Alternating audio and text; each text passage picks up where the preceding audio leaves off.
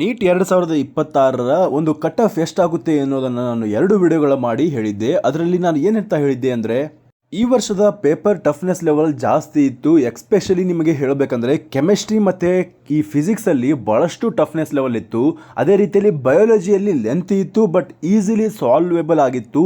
ಈ ಎಲ್ಲ ಮಾಹಿತಿಯನ್ನು ನಾನು ಲಾಸ್ಟ್ ವಿಡಿಯೋದಲ್ಲಿ ಹೇಳಿದ್ದೆ. ಬಟ್ ಆದರೂ ಕೂಡ ನನ್ನ ಕಟ್ ಆಫ್ ಒಂದು ಎಷ್ಟು ಪ್ರೆಡಿಕ್ಷನ್ ಮಾಡಿದ್ದೆ ಅಂದರೆ, ಜನರಲ್ ಕ್ಯಾಟಗರಿಯಲ್ಲಿ 530ರಿಂದ 520ರವರೆಗೆ, 520ರಿಂದ 530ರವರೆಗೆ ಈ ಒಂದು ಕಟ್ ಆಫ್ ನಿಲ್ಲುತ್ತೆ ಅಂತ ನಾನು ಹೇಳಿದ್ದೆ. ಯಾವ ಕಾರಣಕ್ಕಾಗಿ ಎಂಬುದನ್ನು ಈ ಒಂದು ವಿಡಿಯೋದಲ್ಲಿ ನಾನು ಹೇಳಲಿದ್ದೇನೆ. ಮೊದಲಿಗೆ ನೀವು ಬಯಾಲಜಿಯಲ್ಲಿ ನೋಡ್ಕೊಂಡು ಹೋದಾಗ 320 ಮಾರ್ಕ್ಸ್ ಮಾತ್ರ ನೀವು ಕಂಪಲ್ಸರಿಯಾಗಿ ಈಸಿಲಿ ಸಾಲ್ವೇಬಲ್ ಆಗಿತ್ತು. ಬಹಳಷ್ಟು ವಿದ್ಯಾರ್ಥಿಗಳನ್ನು ನಾನು ಕೇಳಿದೆ, ಎಲ್ಲರೂ ಕೂಡ 330, 340, ಇನ್ನು ಕೆಲವೊಂದು ಇನ್ಸ್ಟಿಟ್ಯೂಟ್ಗಳಲ್ಲಿ 360ಕ್ಕೆ 360 ತೆಗೆದುಕೊಂಡಿದ್ದು ಉದಾಹರಣೆಗಳುಂಟು. ಹಾಗೆ ಕೆಮಿಸ್ಟ್ರಿಯಲ್ಲಿ ಪೇಪರ್ ಟಫ್ನೆಸ್ ಲೆವೆಲ್ ಇದ್ರೂ ಕೂಡ 100 ಮಾರ್ಕ್ಸ್ಗಳನ್ನು ತೆಗೆಯೋದು ಈಸಿಯಾಗಿತ್ತು. 100 ಮಾರ್ಕ್ಸ್ಗಳನ್ನು ಆರಾಮಾಗಿ ತೆಗಿಬೋದಾಗಿತ್ತು ನೀವು ಕಾನ್ಸೆಪ್ಟನ್ನು ಕರೆಕ್ಟಾಗಿ ಅಂಡರ್ಸ್ಟ್ಯಾಂಡ್ ಮಾಡ್ಕೊಂಡಿದ್ರೆ, NCERTನ ಕರೆಕ್ಟಾಗಿ ಓದಿದ್ರಿ. ಅದೇ ರೀತಿಯಲ್ಲಿ ಫಿಸಿಕ್ಸಲ್ಲಿ 80 ಮಾರ್ಕ್ಸನ್ನು ತೆಗಿಬೋದಾಗಿತ್ತು ಕಾನ್ಸೆಪ್ಷುವಲ್ ಬೇಸ್ಡ್ ಇದ್ದು. ಮತ್ತು ಈ ರೀತಿಯಲ್ಲಿ ನೀವು ಟೋಟಲ್ ಆಗಿ 500 ಅಂಕಗಳಿಂದ 520 ಅಂಕಗಳನ್ನು ನೀವು ಈಸಿಯಾಗಿ ತೆಗಿಬೋದಾಗಿತ್ತು. ಈಸಿ ಅಂದ್ರೇನು, ಸ್ವಲ್ಪ ಮೀಡಿಯಂ ಲೆವೆಲಲ್ಲಿ ಕ್ವಶನ್ಸ್ಗಳಿದ್ವು. ನೀವು ಕಾನ್ಸೆಪ್ಟನ್ನು ಕರೆಕ್ಟಾಗಿ ಓದಿದ್ರೆ 500ರಿಂದ 520ರವರೆಗೆ ಈ ಝೋನಲ್ಲಿ ಬಹಳ ವಿದ್ಯಾರ್ಥಿಗಳು ನನಗೆ ಕಾಣಿಸ್ತಾ ಇದ್ದಾರೆ. ನಿಮಗೆ ವಿತ್ ಎಕ್ಸಾಂಪಲ್ ನನ್ನ ಕಮೆಂಟ್ ಬಾಕ್ಸಲ್ಲಿ ಹಾಕಿರುವಂತಹ ಕಮೆಂಟ್ಸನ್ನೇ ನಿಮಗೆ ತೋರಿಸ್ತೇನೆ. ಎಷ್ಟು ಜನ 500ರ ಮೇಲೆ, 520ರ ಮೇಲೆ ಇದ್ದಾರೆ ಎಂಬುದನ್ನು ನಿಮಗೆ ಒಂದು ಎಕ್ಸಾಂಪಲ್ನ ಕೊಡ್ತೇನೆ. ಹಾಗೆಂದ ಮಾತ್ರಕ್ಕೆ ಅವರು ಹಾಕಿರುವಂತಹ, ಅವರು ಕರೆಕ್ಷನ್ ಮಾಡಿಕೊಂಡಿರುವಂತಹ ಅಂಕಗಳು ಕರೆಕ್ಟಾಗಿದೆ ಅಂತ ಅಲ್ಲ.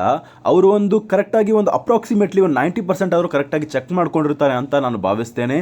ಅವರು ಹಾಕಿರುವಂಥ ಕಮೆಂಟ್ ಅವರು ಒಂದು ಚೆಕ್ ಮಾಡಿಕೊಂಡು, ಯಾವುದಾದ್ರು ಆನ್ಸರ್ ಕೀಯನ್ನು ಚೆಕ್ ಮಾಡ್ಕೊಂಡ ಮೇಲೆ ಅವರು ಒಂದು ಕಮೆಂಟನ್ನು ಮಾಡಿರ್ತಾರೆ. ಆ ಕಮೆಂಟನ್ನು ನಿಮಗೆ ತೋರಿಸ್ಲಿದ್ದೇನೆ, ಬನ್ನಿ ನೋಡಿ. ನಾನಿಲ್ಲಿ ನಿಮಗೆ ತೋರಿಸ್ತಾ ಇರೋದು ನಿನ್ನೆ ನನ್ನ ಕಮೆಂಟ್ ಬಾಕ್ಸಲ್ಲಿ ಬಂದಿರುವಂತಹ, ನಮ್ಮ ಒಂದು ಯೂಟ್ಯೂಬ್ ಚಾನಲ್ನ ಕಮೆಂಟ್ ಬಾಕ್ಸಲ್ಲಿ ಬಂದಿರುವಂತಹ ಕಮೆಂಟನ್ನು ತೋರಿಸ್ತಾ ಇದ್ದೇನೆ. ಇಲ್ಲಿ ನೋಡಿ, 535 2A ಕ್ಯಾಟಗರಿ ಇದೆ, ಹೈದರಾಬಾದ್ ಕರ್ನಾಟಕ ಇದೆ, ಮತ್ತು ರೂರಲ್ ಇದೆ. ನನಗೆ ಗೌರ್ಮೆಂಟ್ ಸೀಟ್ ಸಿಗುತ್ತಾ ಅಂತ ಕೇಳ್ತಾ ಇದ್ದಾರೆ. 535 ಒಬ್ಬ ವಿದ್ಯಾರ್ಥಿಯ ಬಗ್ಗೆ ನಾನು ಹೇಳ್ತಾ ಇದ್ದೇನೆ.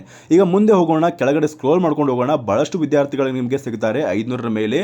ಈ ಒಂದು ರೇಂಜಲ್ಲಿ 500ರಿಂದ 550ರ ರೇಂಜಲ್ಲಿ ಬಹಳ ವಿದ್ಯಾರ್ಥಿಗಳಿದ್ದಾರೆ. ಇಲ್ಲಿ ನೋಡ್ಬೋದು ನೀವು, ಸುಜಾತ ಗುಣಿಗೇರ್ ಅನ್ನೋರು ಕೂಡ 549 ಅಂಕಗಳನ್ನು ಪಡೆದಿದ್ದಾರೆ. ನಯನ ಕುಮಾರ್ ಅನ್ನೋರು ಕೂಡ 567 ಅಂಕಗಳನ್ನು ಪಡೆದಿದ್ದಾರೆ ಅಂತ ಹೇಳ್ತಾ ಇದ್ದಾರೆ. ಇವು ಕರೆಕ್ಟಾಗಿ ಇರಬೇಕಂತ ಇಲ್ಲ, ಬಟ್ ಅವರು ಚೆಕ್ ಮಾಡ್ಕೊಂಡಿರೋ ಪ್ರಕಾರ 516 ಇದೆ. ಮತ್ತು ಅದೇ ರೀತಿಯಲ್ಲಿ 560 ಇದೆ.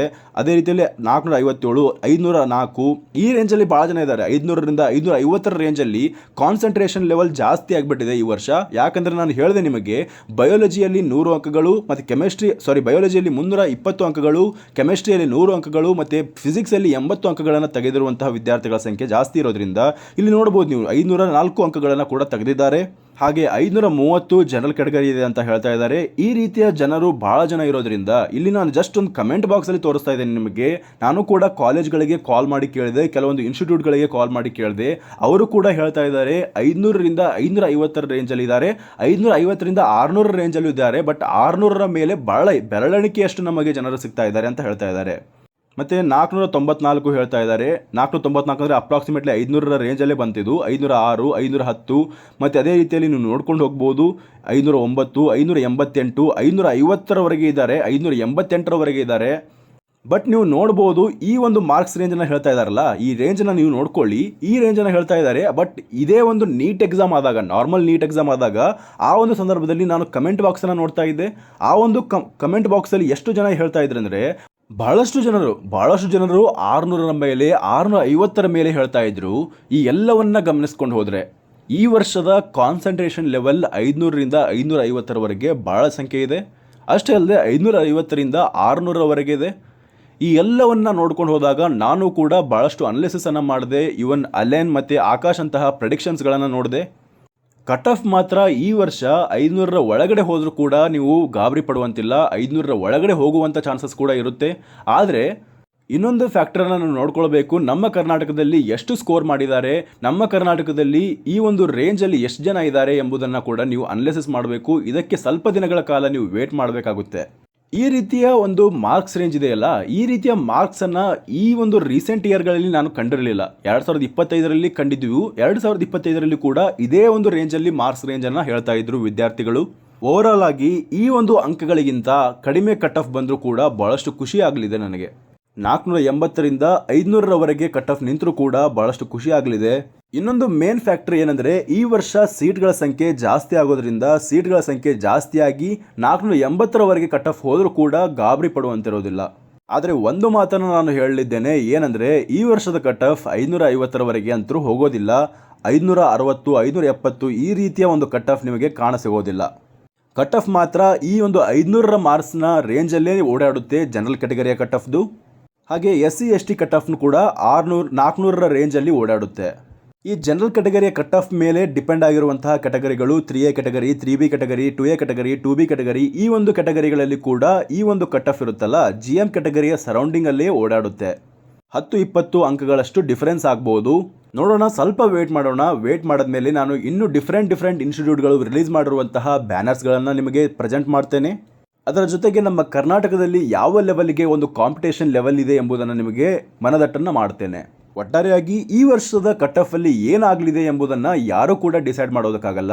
ಈ ವರ್ಷದ ಕಟ್ ಆಫ್ ಅಲ್ಲಿ ಅಪ್ರಾಕ್ಸಿಮೇಟ್ಲಿ ನಾನು ಈ ರೀತಿ ಕ್ಯಾಲ್ಕುಲೇಷನ್ಸ್ ಅನ್ನು ಮಾಡಿದ್ದೇನೆ. ಈ ರೀತಿ ಕ್ಯಾಲ್ಕುಲೇಷನ್ಸ್ ಅನ್ನು ನೀವು ಮಾಡ್ಕೊಳ್ಳಿ, ಇಷ್ಟು ಕಟ್ ಆಫ್ ಆಗ್ಬೋದು ಎಂಬುದನ್ನು ನೀವು ಕೂಡ ಅನಾಲಿಸಿಸ್ ಮಾಡ್ಬೋದಾಗಿರುತ್ತೆ. ಇಲ್ಲಿ ನೋಡಿ, ಈ ಒಂದು ಫೀಲ್ಡಲ್ಲಿ 100 ವರ್ಷಗಳ ಕಾಲ ಎಕ್ಸ್ಪೀರಿಯನ್ಸ್ ಇದ್ರೂ ಕೂಡ ಈ ಒಂದು ಕಟ್ ಆಫ್ ಅನಾಲಿಸಿಸ್ ಅನ್ನೋದಿರುತ್ತಲ್ಲ ಬಹಳಷ್ಟು ಕ್ರೂಷಿಯಲ್ ಆಗಿರುವಂತಹ ಕಟ್ ಆಫ್ ಅನಾಲಿಸಿಸ್ ಆಗಿರುತ್ತೆ. ಇದರಲ್ಲಿ ನಾವು ಕೇವಲ ಒಂದು ಫ್ಯಾಕ್ಟರನ್ನು ಇಟ್ಕೊಂಡು ಈ ಕಟ್ ಆಫನ್ನು ಡಿಸೈಡ್ ಮಾಡೋದು ತಪ್ಪಾಗುತ್ತೆ. ನಾನು ನಿನ್ನೆ ಕೂಡ ಅದನ್ನು ಹೇಳಿದ್ದೆ ನಿಮಗೆ, ಈ ಟಫ್ನೆಸ್ ಲೆವೆಲ್ನ ಮೇಲೆ ಕಟ್ ಆಫನ್ನು ಅನಾಲಿಸಿಸ್ ಮಾಡೋದು ಸಮಂಜಸವಾಗಿರೋದಿಲ್ಲ. ಇದರಲ್ಲಿ ಅನೇಕ ಫ್ಯಾಕ್ಟರ್ಗಳು ಅಂದರೆ ಮಲ್ಟಿ ಫ್ಯಾಕ್ಟೋರಿಯಲ್ ಆಗಿರುವಂತಹ ಈ ಒಂದು ಕಟ್ ಆಫ್ ಇದೆಯಲ್ಲ, ಇದರ ಮೇಲೆ ಭಾಳಷ್ಟು ಫ್ಯಾಕ್ಟರ್ಸ್ಗಳನ್ನು ಇನ್ಫ್ಲೂಯೆನ್ಸ್ ಆಗುತ್ತೆ. ಎಕ್ಸಾಂಪಲ್ ಆಗಿ ಹೇಳೋದಾದರೆ ನಮ್ಮ ಕರ್ನಾಟಕದ ಕಾಂಪಿಟೇಷನ್, ನಮ್ಮ ಕರ್ನಾಟಕದ ಜನಸಾಂದ್ರತೆ ಈ ಒಂದು ರೇಂಜಲ್ಲಿ ಎಷ್ಟು ಜನ ಇದ್ದಾರೆ, ಎಲ್ಲವೂ ಕೂಡ ಈ ಒಂದು ಫ್ಯಾಕ್ಟರ್ ಮೇಲೆ ಡಿಪೆಂಡ್ ಆಗುತ್ತೆ.